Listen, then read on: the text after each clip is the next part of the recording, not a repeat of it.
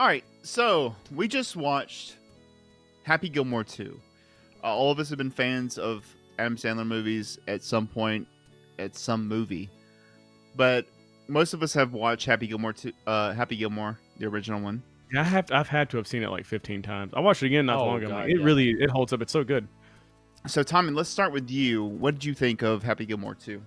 Thought a lot of stuff. The first thing I'll say is like Devin talked about fan service. I think this is the kind of this to me encapsulates it all. Is this movie was hands down nothing but fan service, while at the same time making a complete mockery of what the first movie was. So it's weird. I see a lot of movies come in and they make a sequel and it's all for fan service, but it's crazy you can deliver the fan service while taking a shit on those same fans at the same time. I don't understand how that happened. I'm gonna just go through these notes that I just made because I don't want to forget anything. It's a cartoon. It doesn't start out so much as one. At the beginning of it, it's fine, and it has a lot of funny moments in it. There's a lot of good characters in here. John Daly is without a doubt the greatest part of this movie. I think. Isn't that his name, John Daly? That was John Daly. Yeah. I think John Daly did great. There's other really good spots, but John Daly I think was the highlight of this movie. But as the movie progresses, it becomes more and more of a cartoon to an absurd level at the end of it. And I think one thing we talked about a lot or mentioned a couple times is that it's basically Space Jam for golf, and that's not good. It's not. I don't say that in a good way. Let's see. I think Adam Sandler, as far as his role went, did a great job.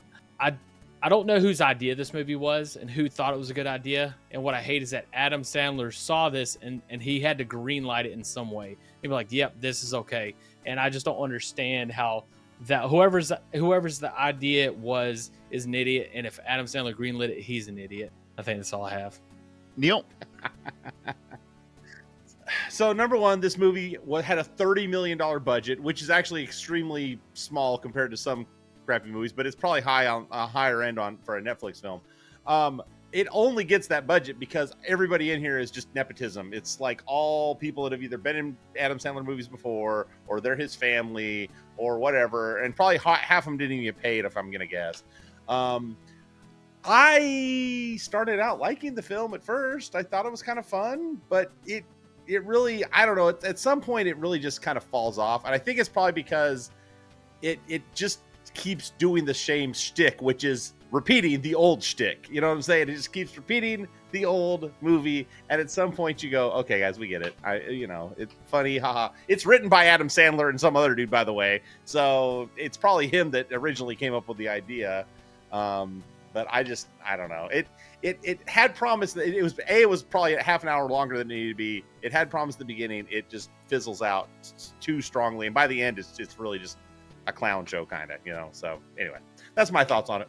I think Adam Sandler, I think he had a good idea with bringing back Happy Gilmore 2.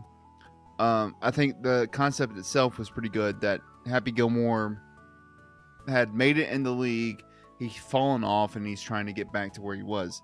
I think Netflix kind of fucked up his writing process and made the script a little bit too messy with adding X Games to golf.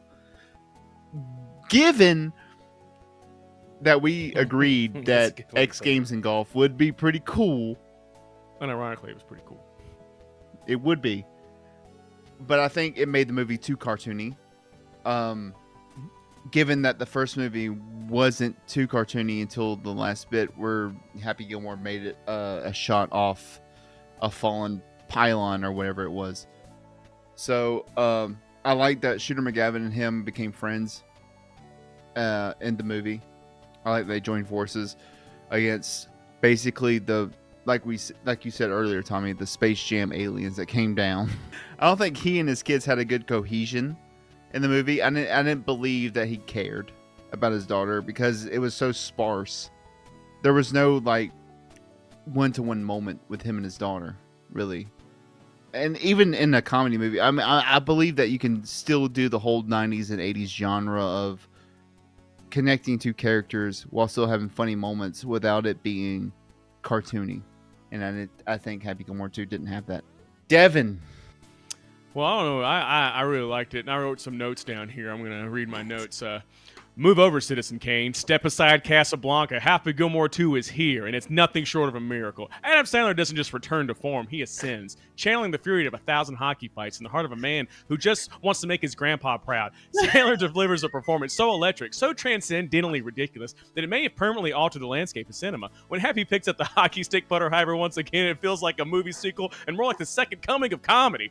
Christopher McDonald's return to McKevin, monumental. Like watching a Shakespeare villain reborn with a tick-tock timing and Master's green jacket. The rivalry is more intense than Rocky and Apollo, more heated than De Niro and Pacino in Heat. The trash talk alone deserves a Pulitzer. The plot, Shakespeare fucking wishes. It's a roller coaster of redemption, absurdity, and 450-yard drives that defy physics and morally spit in the face. Shut your fucking mouth. In the face of realism, Happy's journey back to the green isn't just a sports story, it's our story. A tale of triumph, love, anger, management, and that deep spiritual need to beat a smug rich guy at mini golf. And let's talk cameos. The surprises in Happy Gilmore 2 hit harder than a driver off the tee of full rage. Legends, new faces, even a few ghosts. The crowd went silent when you know who walked onto the green. No spoilers, but let's just say heaven does have a golf course. Visually, it's a masterpiece. Every sand trap, every slow-mo fight, every absurd explosion of golf balls raining from the sky like a divine hailstone. It's high art delivered through the lens of absolute unrepentant chaos. The final scene, I wept, guys. Not a tear, wept. Shakespeare wrote King Lear, Sandler gave us Happy yelling, "Suck on this, shooter," before sinking a miracle shot while riding a golf cart on fire. Who's the real bard here?